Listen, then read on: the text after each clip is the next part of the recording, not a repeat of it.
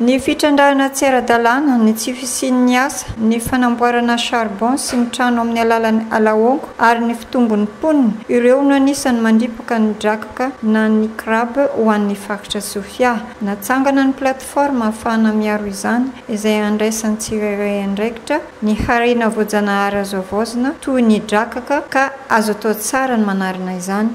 Fitadiavana fomba anankiray tegna filière porteuse marina io crabe io dia entintsika hanao ny développement de la filière aquaculture crabe ka amin'ny mahazo avoazina azy zany dia eo aloha indrindrandrindra ny fiarovana ny toerana izay misy azy. Ny fanarahan-dalàna ny tsy fahazahoana maka drakaka latsaky ny 1.5 cm ary ny fambolena hongo no vahaolana. Potehina zany le fitaovana araka le lalàna misy zany alena ny vokatra hazo.